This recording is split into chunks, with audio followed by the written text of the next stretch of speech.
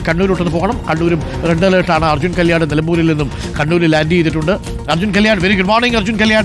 കണ്ണൂരിൽ എന്താ അവസ്ഥ? കനത്ത മഴയാണോ ഇന്നലെയും?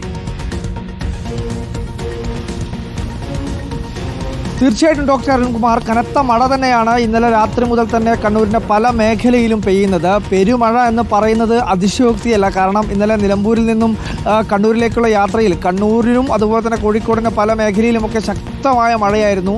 രാത്രിയിലും പലയിടത്തും മഴയുണ്ടായിരുന്നു. എന്നാൽ ഇപ്പോൾ രാവിലെ അല്പം ഞാനിപ്പോൾ നിൽക്കുന്ന കണ്ണൂർ നഗരത്തിൽ മഴ തോർന്നു നിൽക്കുന്നത് വലിയ ആശ്വാസമാണ്. നമ്മളിപ്പോൾ നിൽക്കുന്നത് കണ്ണൂർ നഗരത്തിലുള്ള റെയിൽവേ അണ്ടർപാസിന് താഴെയാണ്. ഇവിടെ ഉൾപ്പെടെ വെള്ളക്കെട്ട് രൂപപ്പെട്ടിരിക്കുകയാണ്. നഗരത്തിൻ്റെ പല മേഖലയിലും ഇത്തരത്തിൽ ഇന്നലെ രാത്രിയിൽ പെയ്ത മഴയുടെ ഭാഗമായി വെള്ളക്കെട്ട് അതിശക്തമായ രീതിയിൽ തന്നെ തുടരുകയാണ്. അതിന് പുറമെ കക്കാട് പുഴ കര കവിഞ്ഞതിനെ തുടർന്ന് അവിടെയുള്ള ആ പുഴയുടെ പരിസരവാസികൾക്ക്, പ്രദേശവാസികൾക്ക് ജാഗ്രതാ നിർദ്ദേശം ജില്ലാ ഭരണകൂടം നൽകിയിട്ടുണ്ട്. അതുപോലെ തന്നെ കണ്ണൂർ ജില്ലയിലുള്ള പെരുമ്പ പുഴയും കര കവിഞ്ഞതിനെ തുടർന്ന് പരിസര പ്രദേശങ്ങളിലുള്ളവർക്ക് ജാഗ്രതാ നിർദ്ദേശം നൽകി കഴിഞ്ഞിട്ടുണ്ട്. എന്തായാലും ശക്തമായ മഴ പെയ്യുന്നു.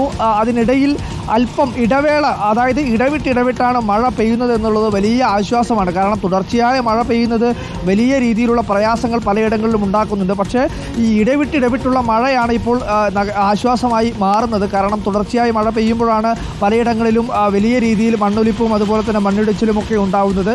ഇടവിട്ടിടവിട്ട് മഴ പെയ്യുന്നത് വലിയ ആശ്വാസമാണ്.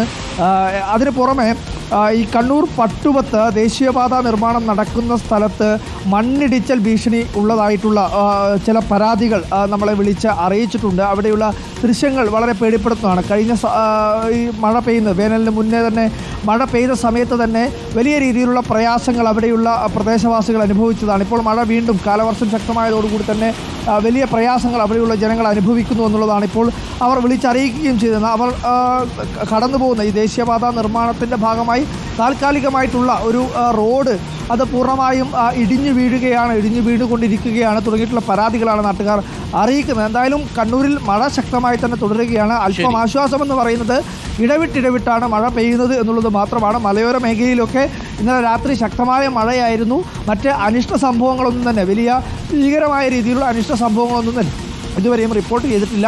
ചെറിയ ചെറിയ പ്രയാസങ്ങൾ പലയിടങ്ങളിലും ഉണ്ടാവുന്നുണ്ട്. മരം പൊട്ടി വീണും അതുപോലെ തന്നെ വൈദ്യുതി ലൈനുകൾ മുകളിൽ മരം വീണുമൊക്കെയുള്ള പ്രയാസങ്ങൾ പലയിടങ്ങളിലുമായി പറയുന്നുണ്ട്. പക്ഷേ വലിയ അപകടങ്ങളോ വലിയ പ്രയാസങ്ങളോ എന്നുള്ളതാണ്.